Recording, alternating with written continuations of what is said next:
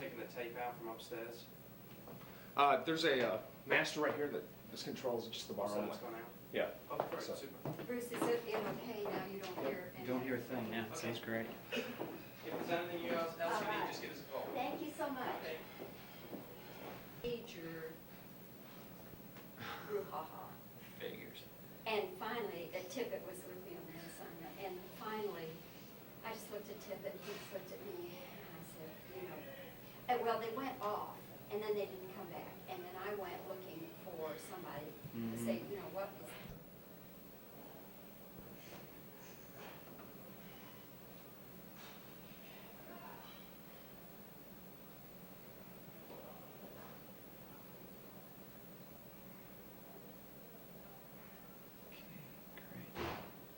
Great. That looks good. Okay. We're set. Anytime you're ready, Bobbie.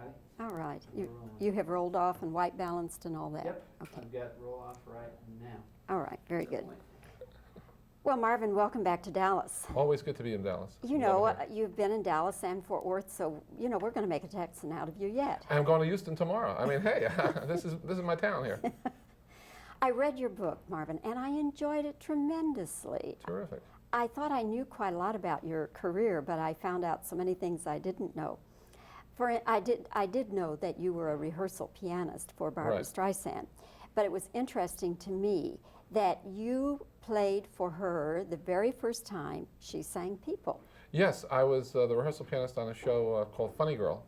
And of course, there was some great songs in that score, none of which I wrote, of course, but of course, People was wonderful. The big thing for me was watching all this occur during the time that they were rehearsing Funny Girl and thinking to myself, gee, one day I'd love to write a show, and one day I'd love for her to sing a song. And in those days, I was about 19 or 20 years old, and all I kept doing was bringing her the donuts from Horn and Hardard's in Philadelphia, which is the place where Horn and Hardard's actually started, and she loved those donuts. So that was always my dream, and that was the beginning of kind of thinking about that dream. Okay, Bruce, excuse me just a minute. We're back. Yes? The first time Barbra Streisand sang People, were you just blown away or what? Hold it a second. Okay. And we went back Okay. to work. Okay. So Just start I'm just trying to rolling think again. if I can give you any more No, information that's on it, but I fine. don't have anything to That's give you. fine. I don't have That's tons fine. to give you. That's fine. I can give you more tons of stuff once she sings my song, but I don't have Yeah. anything to tell you about, Okay. People. All right. Okay. Sorry. but I don't- No, that's I fine. don't have it. Okay. We're rolling. Okay.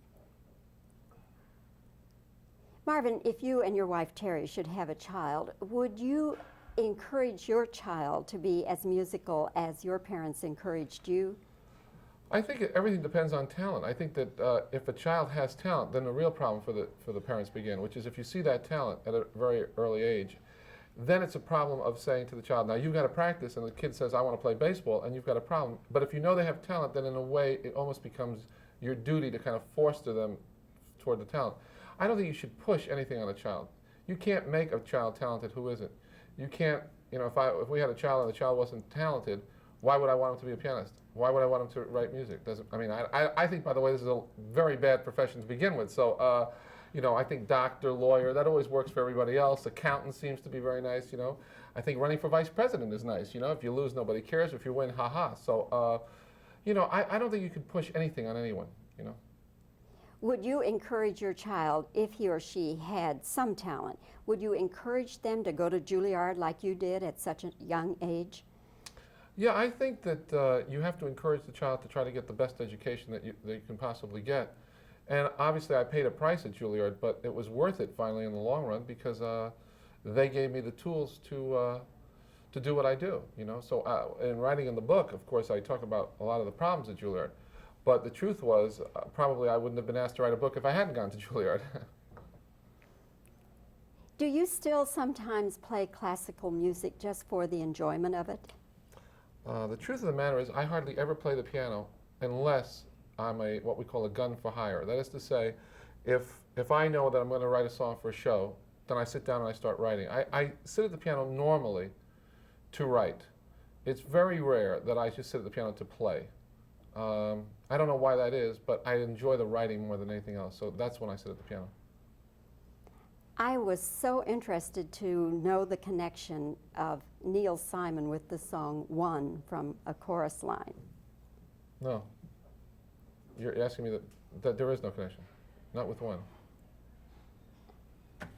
No. Well, Not Neil Simon. well, what was the connection then? Not Neil Simon. I swear, hold it, just, Okay. believe me, I read that book. We're Okay. inquired about it. Okay. What is the connection between Neil Simon and they're playing our song? Well, you know, I was working and living with a lyricist by the name of Carol Bear Sager in California. And I went to see Neil Simon because he had an idea for a show, okay? He wanted to make a musical of a show called The Gingerbread Lady, which was one of his plays. And every time I would meet with him, I'd say, I don't think this is a very good idea. However, and I would start to then tell him about things that were happening in my life. And that was it. And a couple of months later, he sent a script to me, which was an idea. It had no title. It was an idea about a man and a woman who lived together and worked together, and they're both writers. And I thought, gee, this seems very familiar.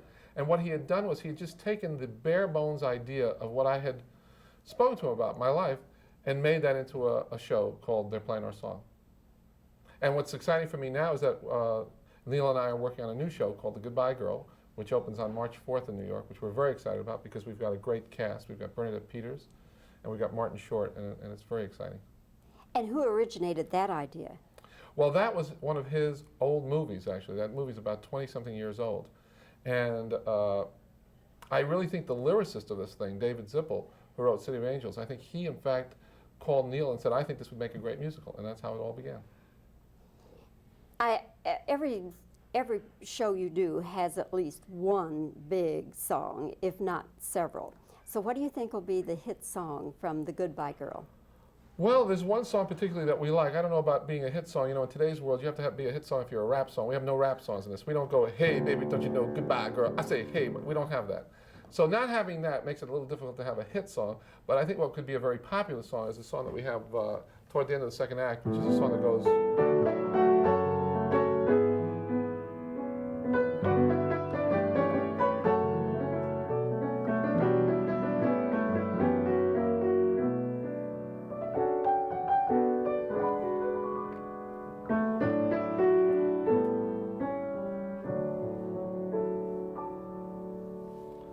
Okay, now let's Wanna stop reverse right rank? there. Yeah, Okay, ready? Ready? Yeah.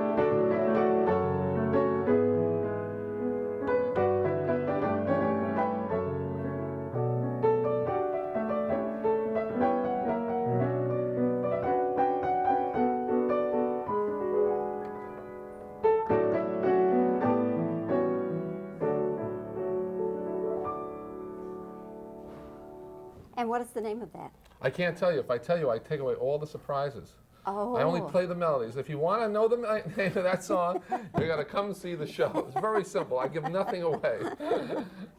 Marvin, what is the fastest song you've ever written? Actually, they're playing our song. The song they're playing our song, we were sitting around, we were having brunch in California, but a healthy brunch. So that means bran and water.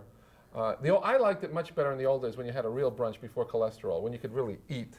Now everybody's, regular and dying, But so we were talking about the scene in which these two people were going to go to a discotheque, and they were both writers, and all of a sudden they'd hear their music. And I said to myself, gee, if I heard my own music, I really wouldn't dance a lot because I don't really dance very well. What would I do? And I ran to the piano, I went, they're playing my song. Oh yeah, they're playing my song. And the song was written like that. Other songs take forever. So that one was lucky. What's the longest that you've ever spent writing a song? The Way We Were took quite a long time. And for me, quite a long time means anything over a week. To work on a song for a week is already a long time.